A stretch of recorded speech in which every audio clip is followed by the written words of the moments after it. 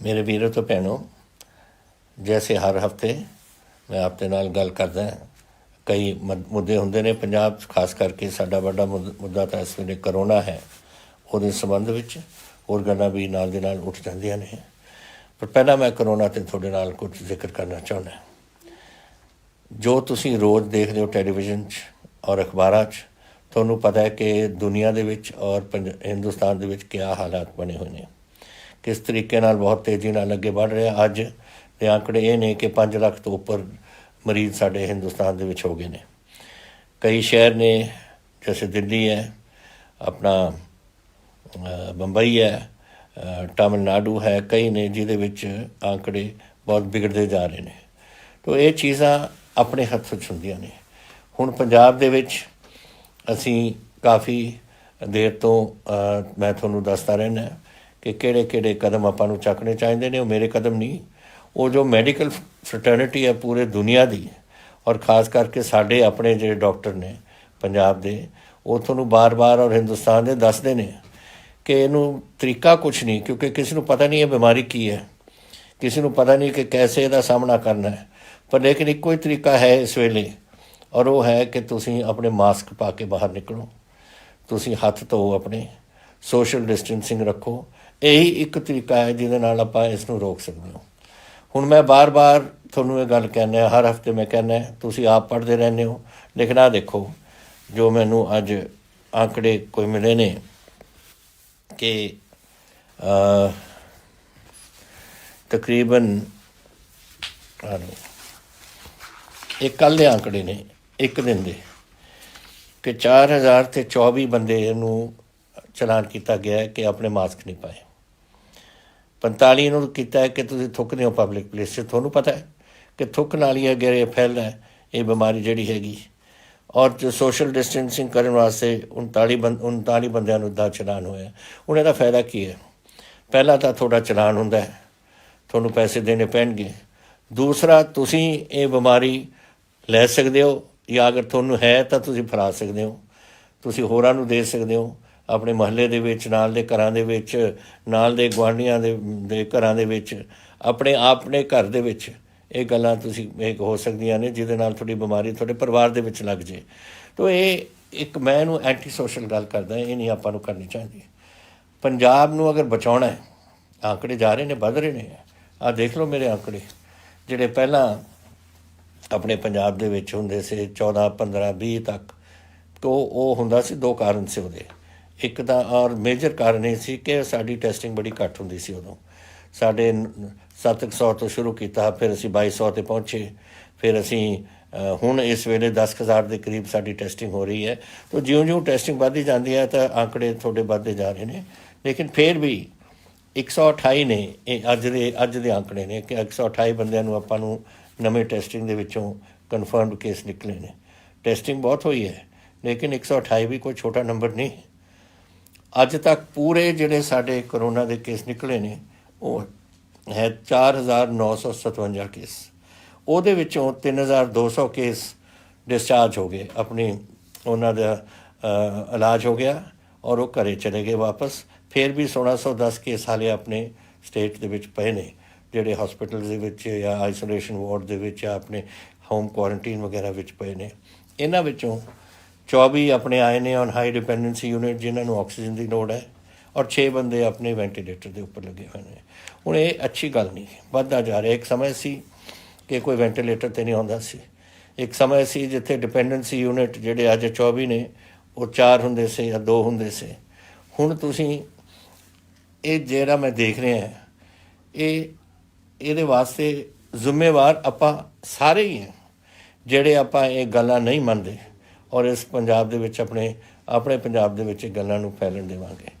हुण ये मैनूं पता है कि सिर्फ ये अपना ही काम नहीं, क्योंकि लोग बहुत बाहरों आ रहे हैं। हुण 12,000 ट्रक तो डेली आउंदा साडे पंजाब च, समान आउंदा है, इंडस्ट्री ने चलना है, राशनां दी लोड़ है, तो हर डेली तकरीबन 12,000 ट्रक उरे आउंदे ने।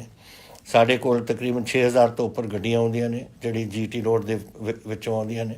अगर 3-3 बंदे भी बैठे होण 18,000 तो उत्थे ही हो गए, और 12,000 दे विच 2 बंदे तो आउणगे ट्रक च, तो देख लो कि 24,000 वो हो गया, तो 40,000 बंदा तो हर दिल्ली है इधरों आਉਂਦਾ, राजस्थान तो होए ਉੱਥੇ ਵੀ ਕੋਵਿਡ ਬਹੁਤ ਵਧਿਆ ਹੋਇਆ ਹੈ, ਦਿੱਲੀ ਭਰਿਆ ਪਿਆ ਹੈ, ਹਰਿਆਣੇ ਦੇ ਵਿੱਚ ਭਰਿਆ ਪਿਆ ਹੈ, ਹਰਿਆਣੇ ਤੋਂ ਆਪਣੇ ਤੋਂ ਦੁੱਗਣਾ ਹੈ।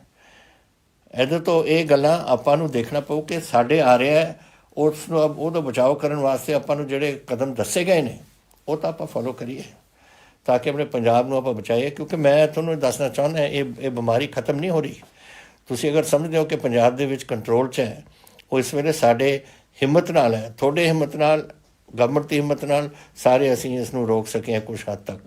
ਲੇਕਿਨ ਇੱਕ ਸਮੇਂ ਆਊਗਾ ਜਦੋਂ ਪੀਕ ਆਏਗੀ ਇਸ ਦੀ। ਹੁਣ ਪੀਕ ਕਦੋਂ ਆਊਗੀ ਮੈਂ ਵੀ ਨਹੀਂ ਦੱਸ ਸਕਦਾ, ਕੋਈ ਡਾਕਟਰ ਨਹੀਂ ਦੱਸ ਸਕਦਾ। ਕੋਈ ਜੁਲਾਈ ਕਹਿੰਦੇ ਨੇ, ਕੋਈ ਅਗਸਤ ਕਹਿੰਦੇ ਨੇ, ਕੋਈ ਸਪਟੈਂਬਰ ਕਰਦੇ ਨੇ, ਕੋਈ ਨਵੰਬਰ ਤੱਕ ਕਹਿੰਦੇ ਨੇ ਕਦੋਂ ਪੀਕ ਆਊਗੀ। ਹੁਣ ਪੀਕ ਉਹ ਕੈਸੇ ਆਉਣੀ ਹੈ, ਸਾਡੇ ਪੰਜਾਬ ਕਿੱਥੇ ਤਾਈਂ ਪਹੁੰਚਣੀ ਹੈ, ਮੈਂ ਵੀ ਨਹੀਂ ਦੱਸ ਸਕਦਾ ਤੁਹਾਨੂੰ। ਇਹ ਕੋਈ ਵੀ ਨਹੀਂ ਪਤਾ। ਦੇਖੋ ਅਮਰੀਕਾ 'ਚ ਕੀ ਹੋ ਰਿਹਾ, ਲੱਖ ਤੋਂ ਉੱਪਰ ਤਾਂ ਬੰਦਾ ਮਰ ਗਿਆ ਉੱਥੇ, ਔਰ 10 ਲੱਖ ਤੋਂ ਉੱਪਰ ਤਾਂ ਕੇਸਿਸ ਹੋ ਗਏ ਨੇ ਉੱਥੇ।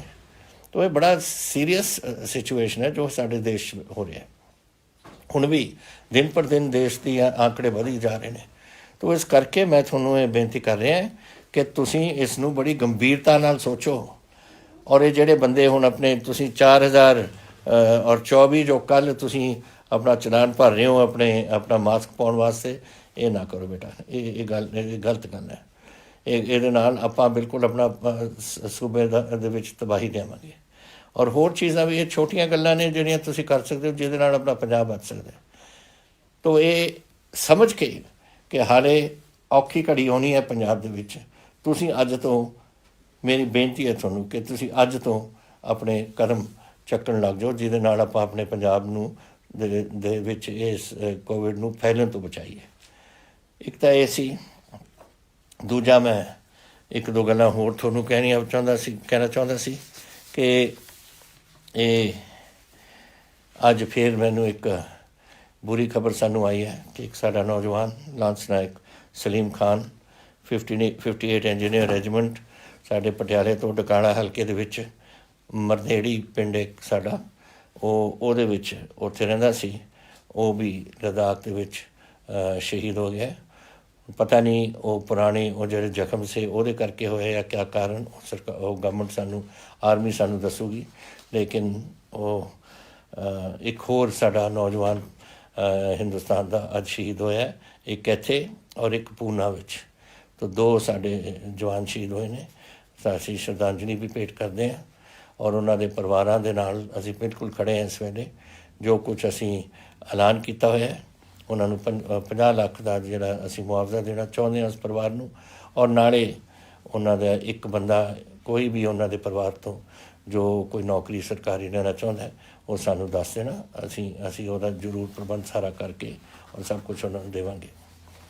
ਇਹ ਅਸੀਂ ਸਾਰੇ ਆਪਣੇ ਜੋ ਸ਼ਹੀਦ ਹੁੰਦੇ ਨੇ ਆਪਣੇ ਦੇਸ਼ ਵਾਸਤੇ, ਉਹਨਾਂ ਸਾਰਿਆਂ ਵਾਸਤੇ ਕਰਾਂਗੇ ਅਸੀਂ।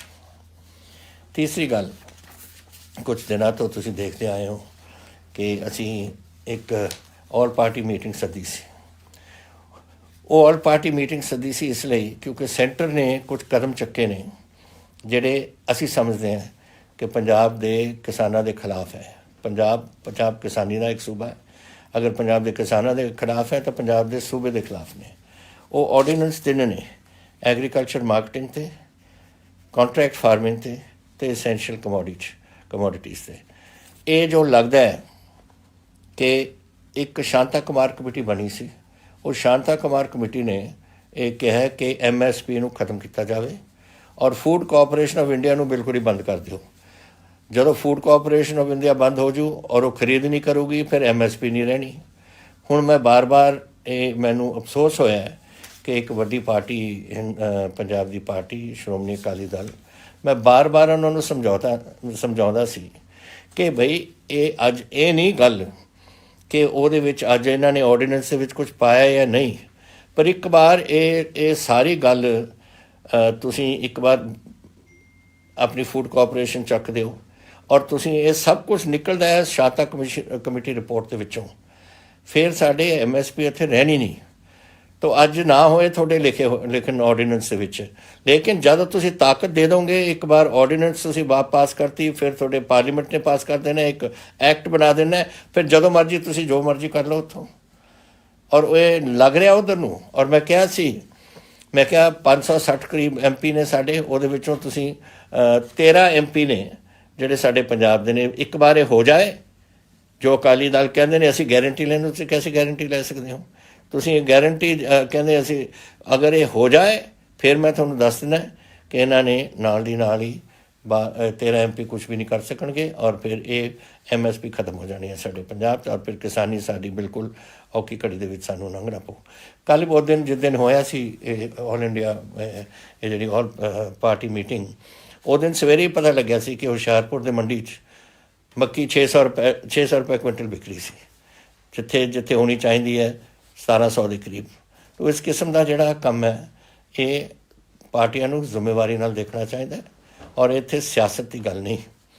ਸਿਆਸਤ ਮੈਨੂੰ ਯਾਦ ਹੈ ਜਦੋਂ ਸਾਡੀ ਪਿਛਲੀ ਸਰਕਾਰ ਸੀ, ਉਹ ਪਾਣੀ ਦਾ ਬਿੱਲ ਆਇਆ ਸੀ, SYL ਦਾ ਬਿੱਲ, ਔਰ ਉਦੋਂ ਮੈਨੇ ਜਾ ਕੇ ਬਿੱਲ ਪਾਸ ਕਰਾਇਆ। ਸਾਰੇ ਪਾਰਟੀਆਂ ਨੇ ਮੇਰਾ ਸਾਥ ਦਿੱਤਾ, ਪੂਰੀ ਵਿਧਾਨ ਸਭਾ ਇੱਕ ਪਾਸੇ ਸੀਗੀ, ਔਰ ਅਸੀਂ ਜਾ ਕੇ ਉਸ ਨੂੰ ਪਾਸ ਕਰਤਾ। ਮੇਰੀ ਪਾਰਟੀ ਔਖੀ ਹੋਈ। ਮੇਰੇ ਪ੍ਰਾਈਮ ਮਿਨਿਸਟਰ ਨੇ ਮੈਨੂੰ ਸੱਦਿਆ, ਡਾਕਟਰ ਮਨਮੋਹਨ ਸਿੰਘ ਜੀ ਨੇ ਮੇਰੇ ਨਾਲ ਔਖੇ ਸੀ ਕਿ ਤੁਸੀਂ ਪੂਰੇ ਹਿੰਦੁਸਤਾਨ ਦੇ ਵਿੱਚ ਜੋ ਅਸੀਂ ਕਾਨੂੰਨ ਔਰ ਜੋ ਐਕਟ ਬਣਾਇਆ ਤੁਸੀਂ ਉਹਦੇ ਖਿਲਾਫ ਜਾ ਰਹੇ ਹੋ। ਔਰ ਇਹੀ ਮੇਰੀ ਪਾਰਟੀ ਨੇ ਮੈਨੂੰ ਕਿਹਾ, ਸੋਨੀਆ ਗਾਂਧੀ ਜੀ ਨੇ ਮੈਨੂੰ ਕਿਹਾ।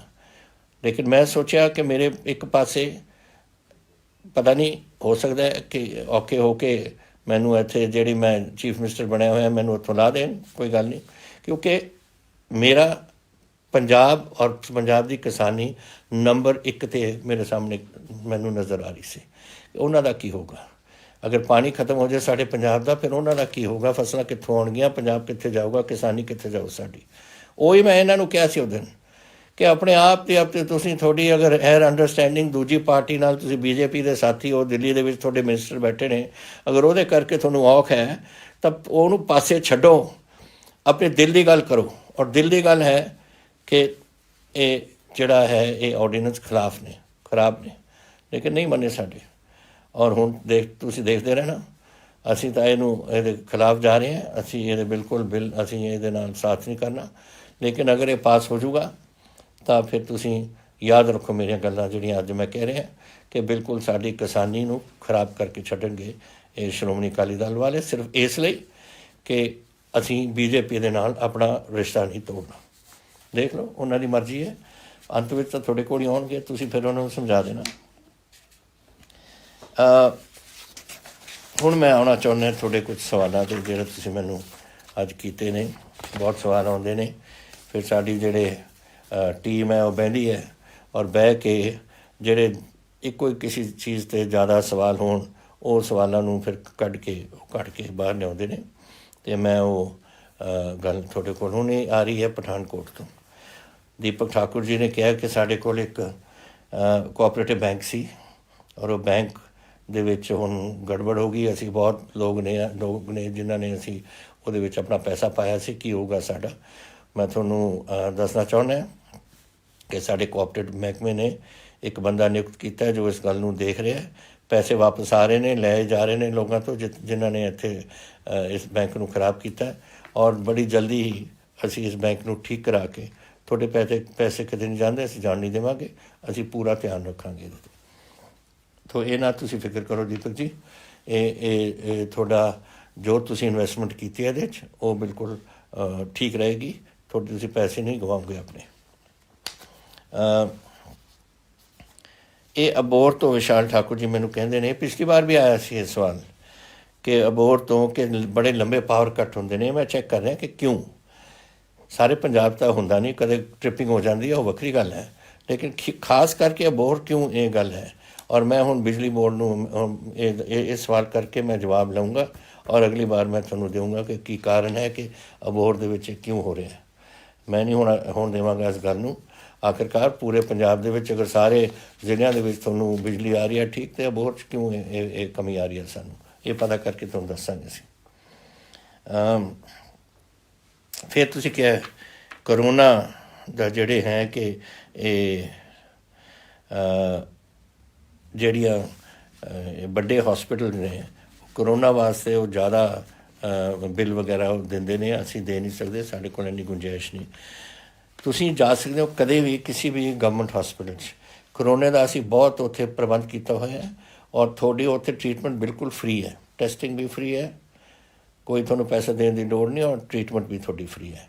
ਜਿੱਥੇ ਤਾਈਂ ਵੱਡੇ ਹਸਪਤਾਲਾਂ ਦਾ ਮਸਲਾ, ਅਸੀਂ ਇਹਨਾਂ ਨੂੰ ਟੇਕਅਪ ਕੀਤਾ ਹੋਇਆ, ਨੈਸ਼ਨਲ ਲੈਵਲ 'ਤੇ ਵੀ ਟੇਕਅਪ ਹੋ ਰਿਹਾ, ਅਸੀਂ ਵੀ ਕਰ ਰਹੇ ਹਾਂ ਕਿ ਇਹ ਤੁਸੀਂ ਨਹੀਂ ਕਰ ਸਕਦੇ ਕਿ ਇਸ ਤਰੀਕੇ ਨਾਲ ਇਹ ਪੈਸੇ ਗਰੀਬਾਂ ਤੋਂ ਤੁਸੀਂ ਲਓ ਵੱਡੀ ਇੱਕ ਕੋਈ ਬਿਮਾਰੀ ਵਾਸਤੇ।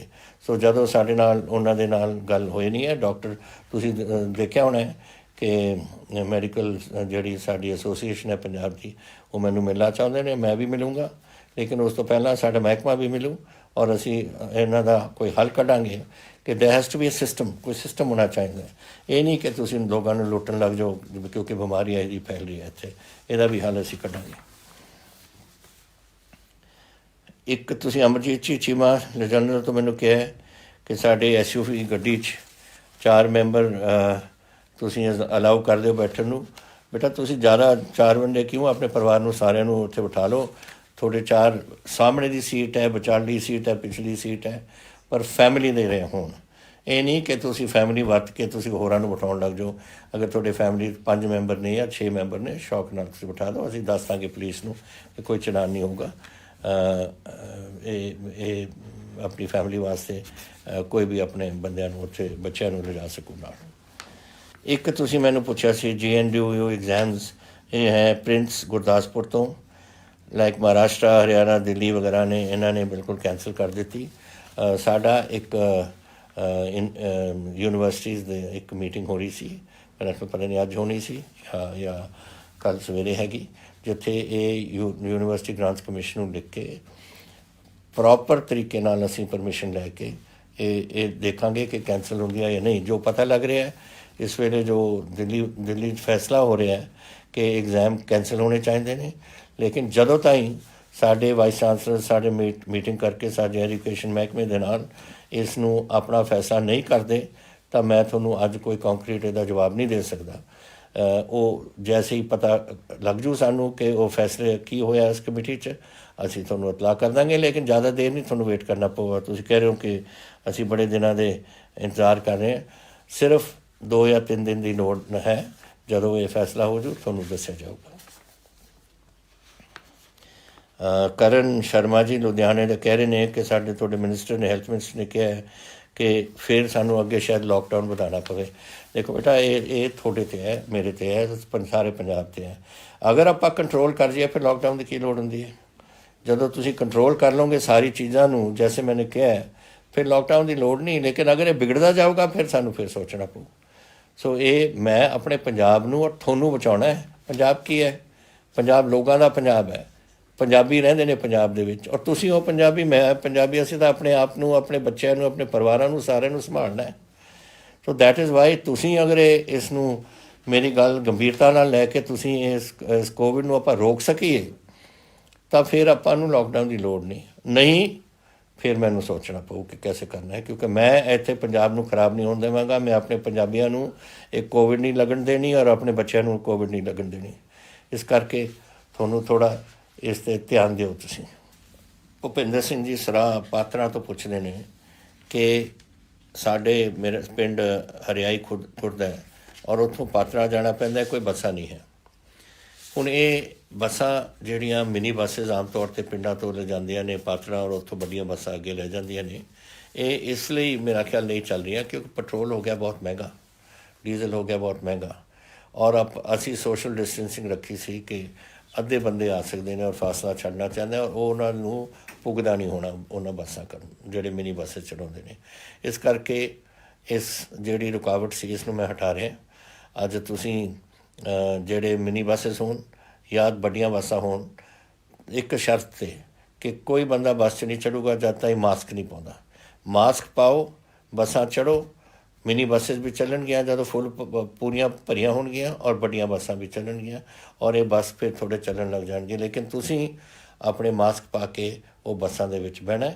ਔਰ ਹੁਣ ਅਸੀਂ ਚੱਕਦੇ ਹਾਂ ਜਿਹੜਾ ਬੈਨ ਸੀਗਾ ਔਰ 50% ਰੱਖਦੇ ਸੀ, ਉਹ ਨਹੀਂ ਰੱਖਾਂਗੇ, ਨਾ ਛੋਟੇ ਬੱਸਾਂ 'ਚ, ਨਾ ਵੱਡੀਆਂ ਮਿਨੀ ਬੱਸਾਂ 'ਚ ਜਾਂ ਵੱਡੀਆਂ ਬੱਸਾਂ 'ਚ। 100% ਉੱਥੇ ਜਾ ਸਕਣਗੇ ਆਪਣੇ ਜਿਹੜੇ ਮੁਸਾਫਰ ਨੇ, ਲੇਕਿਨ ਇੱਕੋ ਹੀ ਕੰਡੀਸ਼ਨ ਹੈ ਕਿ ਮਾਸਕ ਪਾ ਕੇ। ਤੁਸੀਂ ਮੈਨੂੰ ਪ੍ਰੋਫੈਸਰ ਰਿਸ਼ਪਾਲ ਸਿੰਘ ਜੀ ਬਰਾੜ ਸਾਰੀ ਕੈਨੇਡਾ ਤੋਂ ਮੈਨੂੰ ਤੁਸੀਂ ਪੁੱਛ ਰਹੇ ਹੋ ਕਿ ਜਿਹੜਾ ਥਰਮਲ ਪਲਾਂਟ ਹੈ ਬਠਿੰਡੇ ਦਾ, ਇਹਨੂੰ ਇਹ ਜਿਹੜੇ ਥਰਮਲ ਪਲਾਂਟਸ ਦੇ ਟਾਵਰਸ ਨੇ, it has become a tourist, it can become a tourist thing. Yes, I will certainly, professor ਸਾਹਿਬ, ਮੈਂ ਇਸ ਨੂੰ ਦੇਖੂੰਗਾ। ਤੁਸੀਂ ਵੀ ਬਠਿੰਡੇ ਦੇ, ਮੈਂ ਵੀ ਬਠਿੰਡੇ ਦਾ, ਹੈ ਤਾਂ ਪਟਿਆਲੇ ਰਹਿਣ ਵਾਲਾ, ਲੇਕਿਨ ਮੇਰਾ ਪਿੰਡ ਤਾਂ ਬਠਿੰਡੇ ਹੀ ਹੈ, ਮਹਾਰਾਜ। ਤੋ ਆਈ ਐਮ ਵੈਰੀ ਹੈਪੀ ਕਿ ਤੁਸੀਂ ਇਸ ਬਠਿੰਡੇ, ਸਾਡੇ ਬਠਿੰਡੇ ਨੂੰ ਬਿਲਕੁਲ ਦੇਖਣਾ ਚਾਹੁੰਦੇ ਹੋ ਔਰ ਇੱਕ ਹੈਰੀਟੇਜ ਸਿਸਟਮ ਨਾਲ ਦੇਖਣਾ ਚਾਹੁੰਦੇ ਹੋ। ਆਪਣਾ ਕਿਲ੍ਹਾ ਵੀ ਜਿਹੜਾ ਢਹਿਦਾ ਜਾ ਰਿਹਾ ਹੈ, ਆਈ ਹੋਪ ਦੇ ਆਰਕੀਓਲੋਜੀਕਲ ਸਰਵੇ ਉਸ ਨੂੰ ਵੀ ਦੇਖੇਗਾ, ਉਹਨੂੰ ਵੀ ਠੀਕ ਕਰੇ, ਬਿਕੋਜ਼ ਉਹ ਖਰਾਬ ਹੋ ਰਿਹਾ। ਔਰ ਇੱਕ ਉਹ ਤਾਂ ਬਹੁਤ ਪੁਰਾਣਾ ਕਿਲ੍ਹਾ ਹੈ, ਤਾਂ it I think for 1000 year may be. Razia Sultan, ਤੁਸੀਂ ਨਾਮ ਸੁਣਿਆ ਪ੍ਰੋਫੈਸਰ ਸਾਹਿਬ, ਤੁਸੀਂ ਤਾਂ ਸੁਣਿਆ ਹੋਣਾ। ਰਜ਼ੀਆ ਸੁਲਤਾਨ ਤਾਂ ਉਸ ਕਿਲ੍ਹੇ 'ਚ ਕੈਦ ਰਹੇ ਸੀ। So it is a very old historical ਕਿਲ੍ਹਾ, ਉਹ ਵੀ ਅਸੀਂ ਦੇਖਣਾ। ਔਰ ਹੋਰ ਕੋਈ ਹੈਰੀਟੇਜ ਪੁਆਇੰਟਸ ਨੇ। So I will certainly give this full thought ਕਿ ਅਸੀਂ ਕੈਸੇ ਤੁਹਾਡੇ ਇਹ ਜਿਹੜੇ ਟਾਵਰਸ ਨੇ ਰੱਖ ਸਕੀਏ। ਸ਼ਾਇਦ ਅਸੀਂ ਇਹਨਾਂ ਨੂੰ ਕੋਈ ਰੈਸਟੋਰੈਂਟ ਬਣਾ ਦਈਏ, ਸਮ ਈਟਰੀਜ਼, ਵਾਟ ਐਵਰ ਇਟ ਇਜ਼, ਕੁਛ ਸੋਚ ਕੇ ਕਰਾਂਗੇ। ਬਟ ਤੁਹਾਡਾ ਸੁਜੈਸ਼ਨ ਆਈ ਅਪਰੀਸ਼ੀਏਟ ਵੈਰੀ ਮਚ, ਬੜਾ ਧੰਨਵਾਦੀ ਹਾਂ ਤੁਹਾਡਾ ਇਹ ਸੁਝਾਅ ਵਾਸਤੇ। ਪੈਟਰੋਲ ਅਤੇ ਡੀਜ਼ਲ ਵੱਧਦਾ ਜਾ ਰਿਹਾ ਡੇਲੀ, ਇਹਦਾ ਕੀ ਕਰ ਸਕਦੇ ਹਾਂ ਹੁਣ? ਇਹ ਸਾਡੇ ਹੱਥ 'ਚ ਨਹੀਂ। ਅਸੀਂ ਵੀ, ਤੁਹਾਨੂੰ ਸ਼ਾਇਦ ਪਤਾ ਹੋਊਗਾ ਕਿ ਸਾਡੀ ਕਾਂਗਰਸ ਵਰਕਿੰਗ ਕਮੇਟੀ ਦੀ ਮੀਟਿੰਗ ਹੋਈ ਸੀ ਕਿ ਅੱਜ ਤੋਂ ਕੋਈ 4 ਕੁ ਦਿਨ ਹੋਏ, ਔਰ ਉੱਥੇ ਇੱਕ ਮੁੱਦਾ ਆਇਆ ਸੀ ਕਿ ਰੈਜ਼ੋਲੂਸ਼ਨ ਪਾਸ ਕੀਤਾ ਗਿਆ ਸੀ ਉਸ ਕਾਂਗਰਸ ਵਰਕਿੰਗ ਕਮੇਟੀ ਨੇ ਕਿ government should roll back on petrol and diesel charges.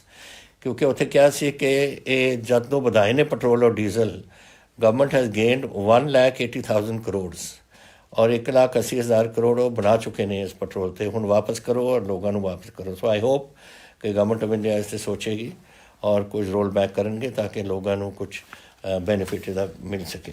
ਤੁਸੀਂ ਪੁੱਛਿਆ ਫਿਰ ਕਿ ਅਗਰ ਤੁਹਾਨੂੰ ਜਾਂ ਤੁਹਾਡੇ ਕੋਈ ਪਰਿਵਾਰ ਦੇ ਮੈਂਬਰ ਨੂੰ ਕੋਈ ਕੋਵਿਡ ਹੋ ਜੇ, ਸਰਬੱਤ ਸਿਹਤ ਬੀਮਾ ਦੇ ਵਿੱਚ ਤੁਸੀਂ ਆ ਸਕਦੇ ਹੋ। ਜ਼ਰੂਰ ਜਾਓ ਆਪਣੇ ਹੌਸਪੀਟਲ। ਤਾਂ ਜੈਸੇ ਮੈਂ ਕਿਹਾ, ਸਰਕਾਰੀ ਹੌਸਪੀਟਲ ਤਾਂ ਫ੍ਰੀ ਨੇ, ਲੇਕਿਨ ਤੁਸੀਂ ਅਗਰ ਜਾਣਾ ਚਾਹੁੰਦੇ ਹੋ ਕਿਸੇ ਦੂਜੇ ਹੌਸਪੀਟਲ 'ਚ, ਤੁਹਾਨੂੰ ਕਿਸੇ ਦਾ ਕੋਈ ਛਾਤੀ ਦੀ ਦਰਦ ਹੈ ਜਾਂ ਕੋਈ ਗਲਾ ਖਰਾਬ ਹੈ, ਵਟ ਐਵਰ, ਦਿਸ ਆਲ ਕਮਸ ਅੰਡਰ ਜਿਹੜਾ ਤੁਹਾਡਾ ਇਹ ਇੰਸ਼ੋਰੈਂਸ ਸਕੀਮ ਦਾ।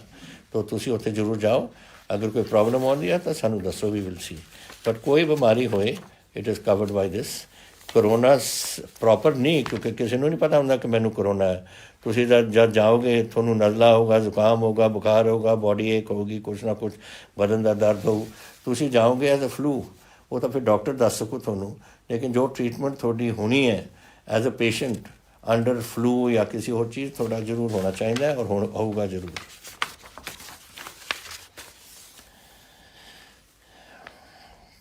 ਗੁਰਪ੍ਰੀਤ ਗਿੱਲ ਜੀ ਲੁਧਿਆਣੇ ਤੋਂ ਮੈਨੂੰ ਪੁੱਛ ਰਹੇ ਨੇ ਕਿ ਤੁਸੀਂ ਪੱਖੋਵਾਲ ਦੀ ਸੜਕ ਜਿਹੜੀ ਹੈ ਸ਼ਹੀਦ ਕਰਤਾਰ ਸਿੰਘ ਸਰਾਭਾ ਦੇ ਨਾਮ 'ਤੇ ਰੱਖੀ ਹੈ, ਹਲਵਾੜਾ ਏਅਰਪੋਰਟ ਨੂੰ ਵੀ ਤੁਸੀਂ ਉਹਨਾਂ ਦੇ ਨਾਂ 'ਤੇ ਰੱਖੋ। ਬਹੁਤ ਤੁਹਾਡਾ ਸੁਝਾਅ ਅੱਛਾ ਹੈ। ਲੇਕਿਨ ਇਹ ਗੱਲਾਂ ਜਿਹੜੀਆਂ ਹੁੰਦੀਆਂ ਨੇ, ਇਹ ਸਾਡੇ ਵਾਸਤੇ ਗੱਲ ਨਹੀਂ। ਇਹ ministry of civil aviation government of India ਕਰਦੀ ਹੈ ਔਰ ਹੋਮ ਮਿਨਿਸਟਰੀ ਵਗੈਰਾ ਨਾਲ।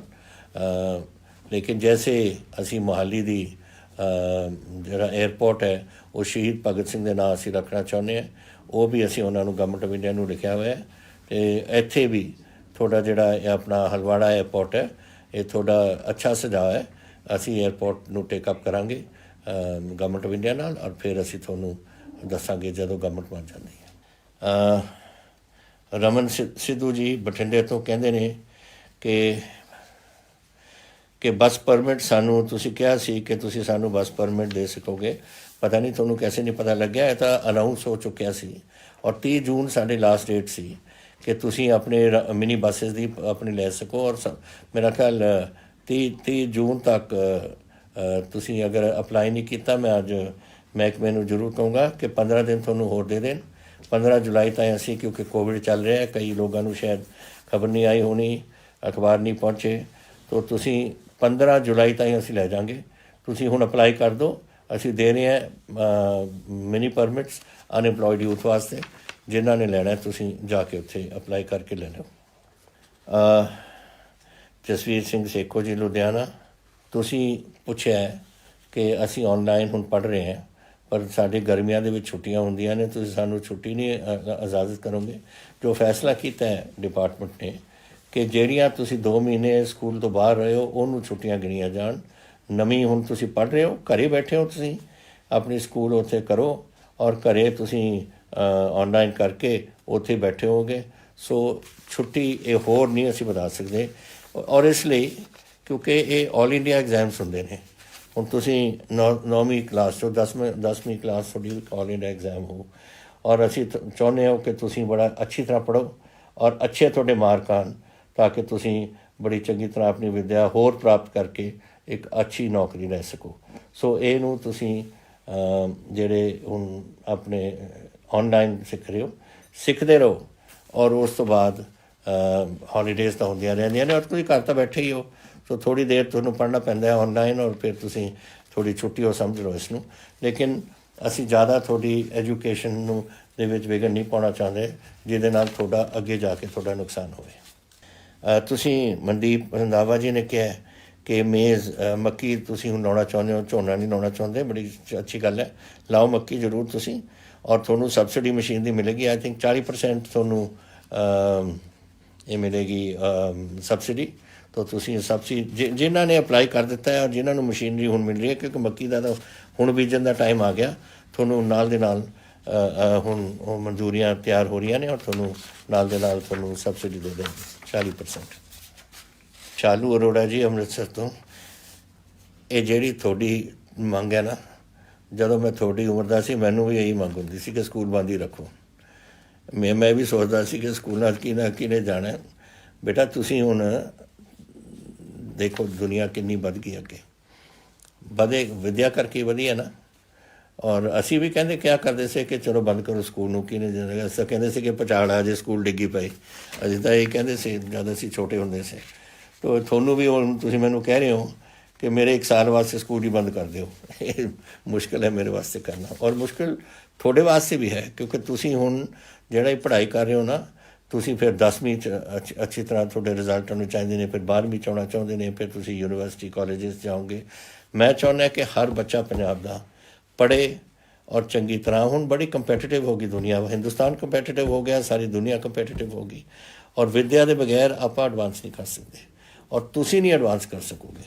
ਸੋ ਸਕੂਲਾਂ ਦਾ ਤਾਂ ਇਹੀ ਹੁੰਦਾ ਹੈ ਕਿ ਫਾਊਂਡੇਸ਼ਨ ਅੱਛਾ ਬਣਾ ਦੇਣ ਤੁਹਾਡੇ ਵਾਸਤੇ, ਫਿਰ ਤੁਹਾਡੇ ਅੱਗੇ ਤੁਸੀਂ ਜਾ ਕੇ ਆਪਣੀ ਚੰਗੀ ਵਿੱਦਿਆ ਦੇ ਖੇਤਰ ਦੇ ਵਿੱਚ ਤੁਸੀਂ ਅੱਗੇ ਵੱਧ ਸਕੋ ਔਰ ਆਪਣੇ ਵਾਸਤੇ ਇੱਕ ਜ਼ਿੰਦਗੀ ਦੇ ਵਿੱਚ ਕੋਈ ਨਾ ਕੋਈ ਕਦਮ ਇਹੋ ਜਿਹੇ ਚੱਕੋ ਜਿਹਦੇ ਨਾਲ ਸਾਰੇ ਤੁਹਾਡੀ ਸ਼ਲਾਘਾ ਕਰਨ। ਸੋ ਸਕੂਲ ਬੰਦ ਨਹੀਂ ਕਰ ਸਕਦੇ। ਹੁਣ ਆਪਾਂ ਔਖੀ ਘੜੀ ਵਿੱਚ ਲੰਘ ਰਹੇ ਹਾਂ। ਆਪਾਂ ਨੂੰ ਇਹ ਜਦੋਂ ਇਹ ਖਤਮ ਹੋਊ ਸਕੂਲ ਤੁਹਾਡੇ ਖੁੱਲ੍ਹਣਗੇ, ਪੜ੍ਹੋ ਚੰਗੀ ਤਰ੍ਹਾਂ ਬੱਚਾ ਔਰ ਅੱਗੇ ਨਿਕਲੋ ਤੁਸੀਂ ਔਰ ਵਾਹਿਗੁਰੂ ਕਰੇ ਤੁਹਾਨੂੰ ਅੱਗੇ ਬੜੇ ਚੜ੍ਹਦੀ ਕਲਾ 'ਚ ਰੱਖਣ ਔਰ ਤੁਸੀਂ ਚੰਗੇ ਆਪਣੇ ਜ਼ਿੰਦਗੀ ਦੇ ਵਿੱਚ ਕੋਈ ਕਦਮ ਬਣਾ ਸਕੋ। ਇਹ ਵਿਲੀਅਮਜੀਤ ਸਿੰਘ ਜੀ ਅੰਮ੍ਰਿਤਸਰ ਤੋਂ ਪੁੱਛ ਰਹੇ ਨੇ ਕਿ 1190 ਪੋਸਟਾਂ ਸੀਆਂ SSB ਨੂੰ ਦਿੱਤੀਆਂ ਹੋਈਆਂ ਫੋਰ ਪਟਵਾਰੀਜ਼। ਇਹ ਪਟਵਾਰੀ ਦੇ ਲਈ ਦਿੱਤੀਆਂ ਹੋਈਆਂ ਨੇ। ਇਹ ਪਟਵਾਰੀ ਵਾਸਤੇ ਇਹ ਚਲੀ ਗਈਆਂ ਨੇ, ਡਿਪਾਰਟਮੈਂਟ ਨੇ ਅੱਗੇ ਭੇਜ ਦਿੱਤੀਆਂ SSB ਨੂੰ। ਮੇਰਾ ਖਿਆਲ ਹੁਣ ਐਡਵਰਟਾਈਜ਼ਿੰਗ ਹੋਣ ਲੱਗੀ ਹੈ ਥੋੜ੍ਹੇ ਦਿਨਾਂ 'ਚ, ਤੁਹਾਨੂੰ ਬੁਲਾ ਲੈਣਗੇ ਤੁਹਾਡੀ ਇੰਟਰਵਿਊ ਵਾਸਤੇ। ਆ ਜਿਹੜਾ ਤੁਸੀਂ ਪੁੱਛਿਆ ਮੈਨੂੰ ਲੁਧਿਆਣੇ ਤੋਂ ਅਮਰਪਾਲ ਸਿੰਘ ਗਰੇਵਾਲ ਜੀ ਨੇ ਕਿ IPS ਦੇ ਵਿੱਚ 32 ਸਾਲ ਦੀ ਉਮਰ ਲਿਮਿਟ ਹੁੰਦੀ ਹੈ ਔਰ ਤੁਸੀਂ ਸਬ ਇੰਸਪੈਕਟਰ ਔਰ DSP ਦੀ ਸਿਲੈਕਸ਼ਨ ਵਾਸਤੇ ਵੀ 28 ਤੋਂ 32 ਸਾਲ ਲੈ ਜਾਓ। ਮੈਂ ਤੁਹਾਡੇ ਨਾਲ ਸਹਿਮਤ ਹੈ, ਲੇਕਿਨ ਮੈਂ ਅੱਜ ਨਹੀਂ ਇਹ ਫੈਸਲਾ ਤੁਹਾਨੂੰ ਸੁਣਾ ਸਕਦਾ। ਮੈਂ ਕੈਬਨਿਟ ਦੇ ਵਿੱਚ ਲੈ ਕੇ ਜਾਊਂਗਾ ਔਰ ਅਸੀਂ ਇਹਨੂੰ ਡਿਸਕਸ ਕਰਾਂਗੇ। ਪਰਸੋਂ ਨੂੰ ਕੈਬਨਿਟ ਹੈ, ਆਈ ਵਿਲ ਟਾਕ ਐਂਡ ਫਿਰ ਦੇਖਾਂਗੇ ਕਿ ਕੀ ਕਰ ਸਕਦੇ ਅਸੀਂ। ਤੋ ਇਹ ਸਵਾਲ ਸੇ ਕੁਛ ਜਿਹੜੇ ਆਪਨੇ ਮੈਨੂੰ ਕੀਤੇ ਨੇ।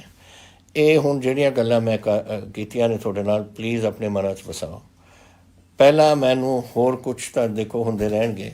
ਕੋਵਿਡ ਤੋਂ ਆਪਾਂ ਨੇ ਸੂਬੇ ਨੂੰ ਬਚਾਉਣਾ ਔਰ ਮੈਂ ਆਸ ਕਰਾਂਗਾ ਕਿ ਤੁਸੀਂ ਜਿਹੜੀਆਂ ਗੱਲਾਂ ਦੱਸੀਆਂ ਗਈਆਂ ਨੇ, ਮੈਂ ਵੀ ਦੱਸ ਰਿਹਾ, ਡਾਕਟਰਸ ਦੱਸ ਰਹੇ ਨੇ, ਅਖਬਾਰਾਂ 'ਚ ਆਉਂਦਾ, ਟੈਲੀਵਿਜ਼ਨ 'ਚ ਆਉਂਦਾ, ਸਭ ਕੁਛ ਆਉਂਦਾ, ਤੁਸੀਂ ਉਹ ਗੱਲਾਂ ਮੰਨੋ ਔਰ ਚਲੋ ਆਪਾਂ ਰਲ ਕੇ ਆਪਣੇ ਸੂਬੇ ਨੂੰ ਬਚਾਈਏ ਔਰ ਪੰਜਾਬ ਨੂੰ ਹਰ ਵੇਲੇ ਚੜ੍ਹਦੀ ਕਲਾ 'ਚ ਰੱਖੀਏ। ਅੱਜ ਦਾ ਦਿਨ ਵੀ ਇੱਕ ਚੀਜ਼ ਰਹਿ ਗਈ ਸੀ ਜਿਹੜੀ ਮੈਂ ਸਮਝਦਾ ਸੀ ਕਿ ਤੁਹਾਡੇ ਨਾਲ ਮੈਂ ਕਰਾਂ ਕਿ ਅੱਜ ਦੇ ਦਿਨ 1839 ਵਿੱਚ 27 ਜੂਨ ਨੂੰ ਮਹਾਰਾਜਾ ਰਣਜੀਤ ਸਿੰਘ ਸਾਹਿਬ ਇੱਥੇ ਪੂਰੇ ਹੋ ਗਏ ਸੀ ਉਹਨਾਂ ਦੇ ਬਾਰੇ ਥੋੜਾ ਆਪਾਂ ਨੂੰ ਧਿਆਨ ਦੇਣਾ ਚਾਹੀਦਾ ਸੀ ਕਿ ਇੱਕ ਬਹੁਤ ਮਹਾਨ ਯੋਧੇ ਸੀ, ਬਹੁਤ ਸਮਝਦਾਰ ਇੱਕ ਇਨਸਾਨ ਸੀ। ਇੱਕ ਇਹੋ ਜਿਹੇ ਇਨਸਾਨ ਸੀ ਜਿਹੜੇ ਬਿਲਕੁਲ ਪੜ੍ਹੇ ਲਿਖੇ ਨਹੀਂ ਸੀ, ਲੇਕਿਨ ਜਿਸ ਤਰੀਕੇ ਨਾਲ ਆਪਣਾ ਰਾਜ ਚਲਾਇਆ, ਜਿਸ ਤਰੀਕੇ ਨਾਲ ਫੌਜਾਂ ਦੀ ਕਮਾਂਡ ਕੀਤੀ, ਪਸ਼ਾਵਰ ਤੱਕ ਆਪਣੇ ਲੈ ਗਏ ਏਰੀਆ ਨੂੰ, ਪੰਜਾਬ ਦੇ ਏਰੀਆ ਨੂੰ ਫਤਿਹ ਕਰਕੇ। ਔਰ ਜਿਹੜੀ ਸਭ ਤੋਂ ਵੱਡੀ ਗੱਲ ਹੈ, ਕਦੇ ਇਹੋ ਜਿਹੀ ਗੱਲ ਨਹੀਂ ਹੋਣ ਦਿੱਤੀ ਪੰਜਾਬ ਦੇ ਵਿੱਚ ਕਿ ਮਜ਼ਹਬਾਂ ਦਾ ਕੋਈ ਝਗੜਾ ਹੋਵੇ। ਹੁਣ ਜੈਸੇ ਮੁਸਲਮਾਨ ਹੁੰਦੇ ਸੀ ਉਹਨਾਂ ਦੇ ਰਾਜ ਵਿੱਚ, ਉਹਨਾਂ ਨੂੰ ਪੂਰਾ ਸੀ ਕਿ ਤੁਸੀਂ ਸ਼ਰੀਆ ਜਿਹੜਾ ਕਾਨੂੰਨ ਹੈ ਇਸਲਾਮ ਦਾ ਉਹ ਤੁਸੀਂ ਮੰਨੋ। ਜਿੱਥੇ ਉਹ ਕੋਈ ਆਪਣੇ ਰਾਜ ਵਿੱਚ ਕੋਈ ਗਲਤੀ ਹੁੰਦੀ ਸੀ, ਇੱਕ ਹੁਕਮ ਸੀ ਕਿ ਕਿਸੇ ਨੂੰ ਫਾਂਸੀ ਨਹੀਂ ਚੜ੍ਹਨ ਦੇਣੀ, ਚਾਹੇ ਕੁਛ ਵੀ ਹੋਏ। ਹੋਰ ਸਜ਼ਾ ਹੁੰਦੀ ਸੀ, ਲੇਕਿਨ ਫਾਂਸੀ ਦਾ ਹੁਕਮ ਨਹੀਂ ਸੀ ਉੱਥੇ। ਤੋ ਇਹੋ ਜਿਹੀ ਚੀਜ਼ਾਂ ਸੀਆਂ। ਔਰ ਜੈਸੇ ਮੈਂ ਤੁਹਾਨੂੰ ਦੱਸਿਆ ਹੈ ਕਿ ਇਹੋ ਜਿਹੇ ਸੁਲਝੇ ਹੋਏ ਇਨਸਾਨ ਸੀ ਕਿ ਅਗਰ ਕੋਈ ਗੱਲ ਦਾ ਉਹਨਾਂ ਨੂੰ ਪਤਾ ਲੱਗਣਾ ਕਿ ਫਰਜ਼ ਕਰੋ ਕੋਈ ਬਾਹਰੋਂ ਆ ਗਿਆ, ਵਲੈਤ ਤੋਂ ਆ ਗਿਆ, ਸ਼ਾਮ ਨੂੰ ਬਿਠਾ ਲੈਣਾ ਔਰ ਅਗਲੇ ਸੂਰਜ ਚੜ੍ਹਦੇ ਤੱਕ ਉਹਦੇ ਨਾਲ ਸਵਾਲ ਹੀ ਕਰੇ ਜਾਣਾ, ਉਹਦੇ ਮੁਲਕ ਬਾਰੇ, ਉਹਦੇ ਹੋਰ ਖੇਤੀ ਬਾਰੇ ਔਰ ਹੋਰ ਚੀਜ਼ਾਂ ਬਾਰੇ। ਕਦੇ ਲਿਖਦੇ ਨਹੀਂ ਸੀ, ਸਭ ਕੁਝ ਉਹਨਾਂ ਦੇ ਦਿਮਾਗ 'ਚ ਗੱਲ ਹੁੰਦੀ ਸੀ। ਉਹਨਾਂ ਨੇ ਆਪਣੇ ਪੰਜਾਬ ਰਾਜ ਰੱਖਿਆ, ਜੋ ਸਾਡਾ ਪਹਿਲੀ ਲੜਾਈ ਅੰਗਰੇਜ਼ਾਂ ਨਾਲ ਹੋਈ 1846 'ਚ। ਫਿਰ ਸਾਡੀ ਦੂਸਰੀ ਜਿਹੜੀ ਚਿਲਿਆਂਵਾੜਾ, ਗੁਜਰਾਤ ਵਗੈਰਾ, ਰਾਮਨਗਰ ਇੱਧਰਲੇ ਪਾਸੇ 48 ਔਰ ਤੱਕ ਖ਼ਤਮ ਹੋ ਕੇ ਮੁਲਤਾਨ ਤੋਂ ਬਾਅਦ ਇੱਧਰ ਅਸੀਂ ਖ਼ਤਮ ਉੱਪਰਲੇ ਪਾਸੇ ਹੋਈ। ਲੇਕਿਨ ਔਰ ਉਹਨਾਂ ਦੇ ਜਾਣ ਤੋਂ ਬਾਅਦ 10 ਸਾਲ ਦੇ ਵਿੱਚ 39 'ਚ ਪੂਰੇ ਹੋਏ ਔਰ 10 ਸਾਲ ਦੇ ਵਿੱਚ ਇਹ ਰਾਜ ਆਪਣੇ ਉੱਥੇ ਮਹਾਰਾਜਾ ਸਾਹਿਬ ਦਾ ਲਾਹੌਰ ਦਾ ਰਾਜ ਖਤਮ ਹੋ ਗਿਆ। ਤੋ ਉਹ ਸੀ ਉਹਨਾਂ ਦੀ ਸ਼ਖਸੀਅਤ। ਅੱਜ ਅਸੀਂ ਉਹਨਾਂ ਦਾ 181ਵਾਂ ਉਹਨਾਂ ਦੇ ਪੂਰੇ ਹੋਏ 'ਤੇ ਬਰਸੀ ਮਨਾ ਰਹੇ ਆਪਾਂ। ਉਹਨਾਂ ਦੇ ਪੂਰੇ ਹੋਏ 'ਤੇ ਉਹਨਾਂ ਦਾ ਵੀ ਯਾਦ ਰੱਖੋ ਕਿ ਇੱਕ ਇਹੋ ਜਿਹੇ ਇਨਸਾਨ ਵੀ ਸਾਡੇ ਪੰਜਾਬ ਦੇ ਵਿੱਚ ਸੇ ਜਿਨ੍ਹਾਂ ਨੇ ਪੰਜਾਬ ਦਾ ਨਾਮ ਪੂਰੀ ਦੁਨੀਆ ਦੇ ਵਿੱਚ ਰੋਸ਼ਨ ਕੀਤਾ।